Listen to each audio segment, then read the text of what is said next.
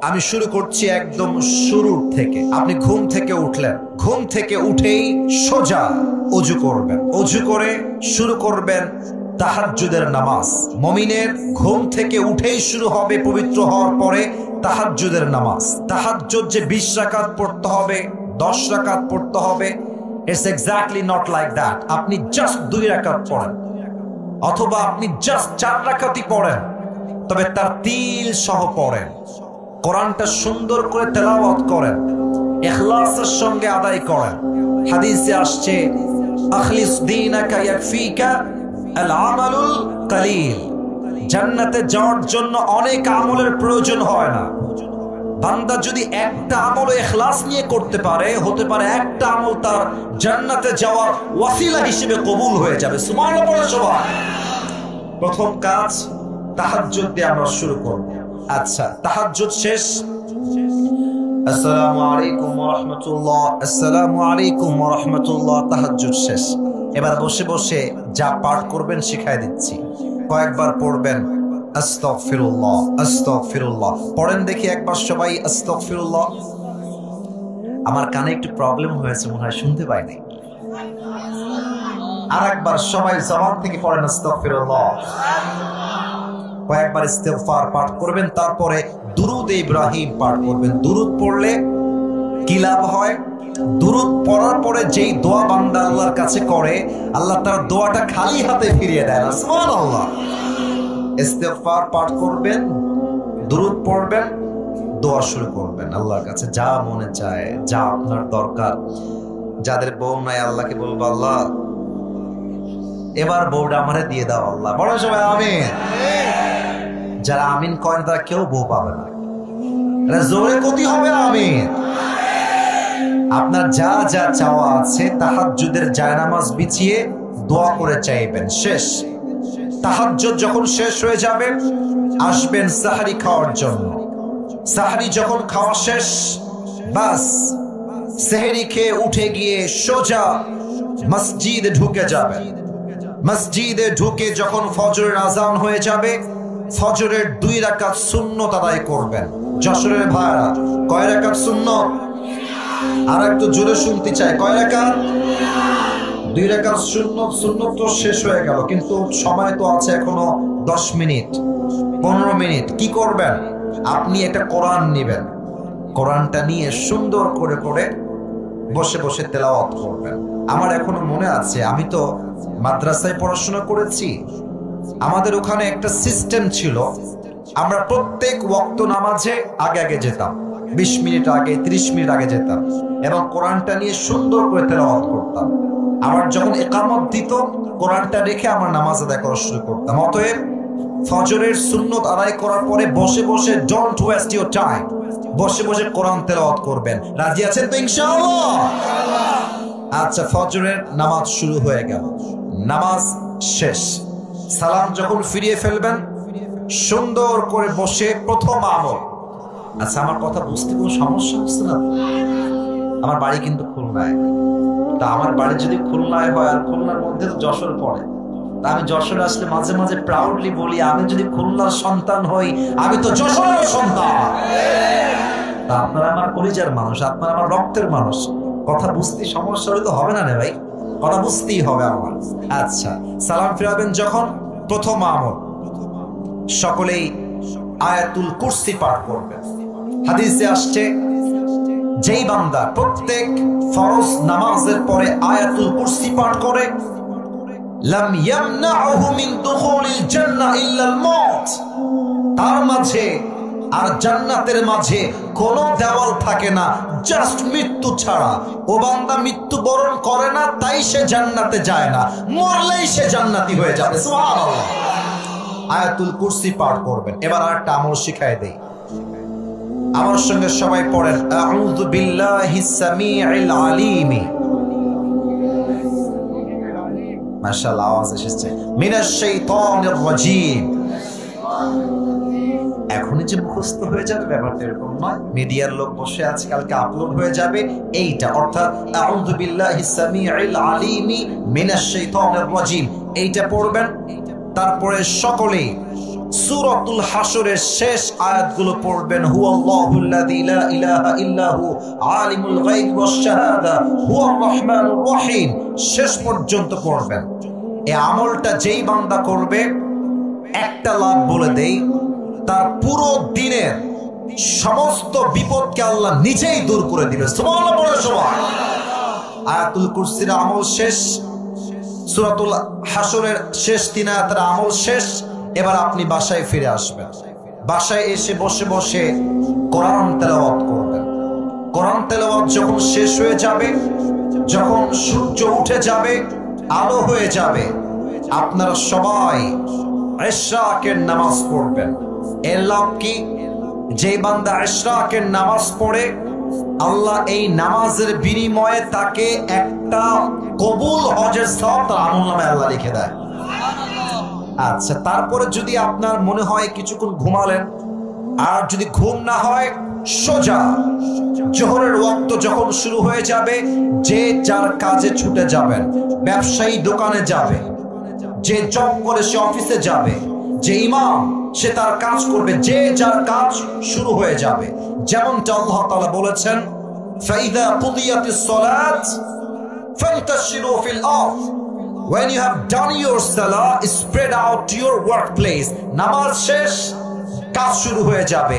অবহেলা যে করে, অলস যে হয়, সে প্রকৃতপক্ষের বীর বাহাদুর মুসলমান হতে পারে না। ঠিক কি না বলে? আচ্ছা, কাজ যখন শেষ হয়ে যাবে, জোহরের আজান দিয়ে দিয়েছে, আল্লাহু আকবার আল্লাহু আকবার, আজান যখন শুরু হয়ে যাবে, আপনার প্রথম আমল হবে আজানের উত্তর দেওয়া। অনেকে আজানের উত্তর দিতেও ভয় পায়। একদম সহজ, যা বলবে জাস্ট রিপিট করে দিবেন। যদি আপনি আজানের উত্তর দেন প্রত্যেক ওয়াক্তে, আল্লাহর হাবিব বলেছেন, আজানের উত্তর যেই বান্দা দেয়, আমি আল্লাহর হাবিব তাকে জান্নাতে যাওয়ার জন্য আল্লাহর কাছে সুপারিশ করব। সুবহানাল্লাহ। আচ্ছা, এরপরে জোহরের পূর্বে সুন্নত কয় রাকাত বলেন তো সবাই? আপনার ভয় পাচ্ছেন কিসের জন্য? কত হবে? কয় রাকাত? 4 রাকাত আদায় করবেন। আপনাদের মনে আছে কিনা জানি না, আমি একটু আগে বলে আসছি, সুন্নত নামাজ শেষ, মসজিদে বসে বসে সময় লস করবেন না, টাইম ওয়েস্ট করবেন না। কোরআনটা খুলে ইকামত দেওয়া পর্যন্ত কোরআনটা তেলাওয়াত করবেন। আবার যখন নামাজ শুরু হয়ে যাবে, জোহরের নামাজ পড়বেন, সালাম ফিরাবেন। প্রথম আমল কি? কুরসি পড়বেন। না, কথা করছেন না আপনারা। কি কুরসি পড়বেন বলার সময়? আয়াতুল কুরসি পড়বেন। বাস 2 রাকাত সুন্নত পড়বেন, বাসায় ফিরে আসবেন। এখন যাদের বউ আছে তাদের জন্য একটা কথা, জোহরের নামাজ পড়ে এসে দেখবেন যে আপনার বউ বাড়ির কাজ করছে, হয় রান্না বান্না করছে। যাদের বউ নাই, বউ হবে তোরে বাবা, এত টেনশন কিসের? আগে শোনো, আগে শোনো আমার কথা, শোনো, আমি তোমাদের কথা একটু পরে বলবো। ওয়েট, একটু ওয়েট করো। যুবকদের কথা না বলতে ওয়াজটা সফলই হবে না যুবক ভাই। ওয়েট ফর আ মিনিট, একটু সময় দাও। আচ্ছা, আপনার বউ ঝাড়ু দিচ্ছে, এসে বলুন, বউ দাও ঝাড়ুটা আমাকে দাও। আপনি ঝাড়ু দিবেন। আল্লাহর হাবিব বলেছেন, বউয়ের জন্য যেই বান্দা 1 টাকাও খরচ করবে, বউয়ের কষ্টে সে সহযোগিতার হাত বাড়ায় দিবে, প্রত্যেকটা কাজে কাজে আল্লাহ তার আমলনামায় সওয়াব লিখে দিবে। সুবহানাল্লাহ। এখন মনে করেন যে আপনি রান্না বান্না করতে পারেন না, আপনি না পারেন ডিম ভাজতে, না পারেন আপনি আলু ভাজি করতে, না পারেন আপনি ভাত করতে, কিছুই পারেন না। আপনি কি করবেন? বউয়ের কাছে দাঁড়ায় থাকবেন। মরিচ লাগবে আগায় দিবেন, পেঁয়াজ লাগবে আগায় দিবেন, যা লাগবে আগায় দিবেন। প্রত্যেকটা কাজে কাজে আপনাকে সওয়াব দিবে একজন, তিনি কে? বউয়ের কাজ করবেন, সেবা করবেন, বাড়ির কাজ করবেন, জীবনের কাজ করবেন। আসরের আজান শুরু হয়ে গেল, মসজিদে আসবেন। এসে যদি পারেন 4 রাকাত সুন্নত পড়বেন, সুন্নতের পরে কোরআন তেলাওয়াত, তারপরে আসরের নামাজ, তারপরে কোন কুরসি? এই যে ভুলে গেছেন মনে হয়, কি কুরসি? আয়াতুল কুরসি পড়বেন। এরপরে এই যে মুরব্বী যারা এসেছেন, এই যে মুরব্বী যারা এসেছেন, আমার চোখে চোখ, যুবক ভাইরা আমার চোখে চোখ, আসরের নামাজ পড়ে বাহিরে বের হওয়া। তোমাদের পায়ে হাত রেখে আবদার রাখলাম, আসরের পরে প্রত্যেকটা এলাকার মসজিদে তালিম হবে। প্রত্যেক প্রত্যেক এলাকার মসজিদে কোরআন শিক্ষা হবে, প্রত্যেকটা এলাকার মসজিদে আসরের নামাজের পরে দ্বীনের শিক্ষা হবে, কোরআন শিক্ষা হবে, ওয়াজ হবে, ফজিলতের কথা হবে। আল্লাহর হাবিব বলেছেন, যেই বান্দা আসরের নামাজের পরে দ্বীনের চর্চা করে, দ্বীনের প্রশিক্ষণ নেয়, আল্লাহ তার আমলনামায় কবুল হজের সওয়াব লিখে দেয়। সুবহানাল্লাহ।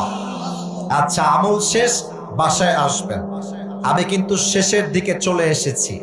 এইটা আমার হাতে প্লেট, মনে করেন এটা কি? আর একবার জোরে করেন, এটার নাম কি? ইফতারি আপনার সামনে চলে এসেছে।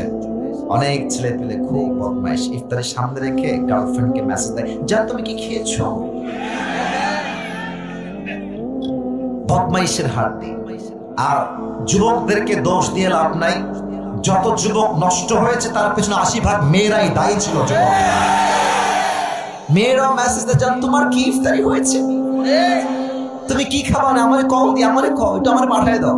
মনে রাখবেন, ইফতারি সামনে রেখে যেই যুবক হারামে লিপ্ত হয়ে যায়, যেই মেয়ে হারামে লিপ্ত হয়ে যায়, তার রোজার 2 পয়সা দাম আল্লাহর কাছে পাবে না। ঠিক কিনা বলে? আচ্ছা, তাহলে কি আমল করবেন? ইফতারি আপনার সামনে, বসে বসে আপনি ইস্তেগফার পাঠ করবেন। ইস্তেগফার শেষ, ইফতারি সামনে রেখে 2 হাত তুলবেন মোনাজাতের জন্য। আল্লাহর হাবিব বলেছেন, ইফতারি সামনে রেখে যেই বান্দা আল্লাহর কাছে কোনো কিছু চায়, আল্লাহ তার প্রত্যেকটা চাওয়াকেই কবুল করে নেয়। সুবহানাল্লাহ। আর ইফতারি যখন করবেন, এটা মুরব্বীদের বাজে স্বভাব, আমাদেরও বাজে স্বভাব। প্রথমেই শুরু করি পানি দিয়ে, আরে সেই তৃষ্ণা।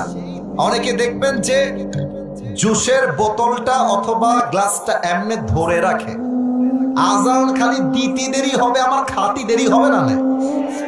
আজান দিলি শরবত দিয়ে শুরু করে, আজান দিলি উনি খায় আগে পেঁয়াজি আলুর চপ। না, দিস ইজ নট আ সুন্নাহ, এটা সুন্নাহ নয়। আজান হবে বা ওয়াক্ত হয়ে যাবে, প্রথমেই আপনি নিবেন সুন্নতি খাবার, খেজুর। সুবহানাল্লাহ পড়বেন না আপনারা? পেঁয়াজি নয়, আলুর চপ নয়, ডিমের চপ নয়, পানি নয়, প্রথম আমার সুন্নতি খাবার হবে খেজুর। বলেন সবাই, নাম কি? আর খাওয়ার সময় এমন খাওয়া খায়, এইরকম পুয়াতিমের মতো হয়ে যায়। আর কি হয়, খাওয়ার পরে গিয়ে ওই যে বেডে শুয়ে যায়, মাগরিবও পড়ে না, এশাও পড়ে না, তাহাজ্জুদ তো বহুত দূরের কথা, তারাবির নামাজটাও পড়তে চায় না। ঠিক কিনা বলে? একদম সুন্নত অনুযায়ী হালকা খাবেন। মাগরিবের নামাজের পরে কোরআন তেলাওয়াত করবেন, জিকির আজকার করবেন, আয়াতুল কুরসি পাঠ করবেন। এশার নামাজে যাবেন, এশার সুন্নত পড়বেন, তারাবির নামাজ পড়বেন। তারাবির প্রত্যেকটা রুকুতে, প্রত্যেকটা সাজদাতে আল্লাহ তাআলা আপনার জীবনের গুনাহ খাতা মাফ করে দিবে। সুবহানাল্লাহ পড়বেন না? এশা পড়ে এসে আর রাত জাগবেন না, এসে জাস্ট হালকা খাবার খেয়ে ঘুমিয়ে যাবেন, আবার উঠে তাহাজ্জুদ দিয়ে দিন শুরু করবেন। রাজি আছেন তো ইনশাআল্লাহ?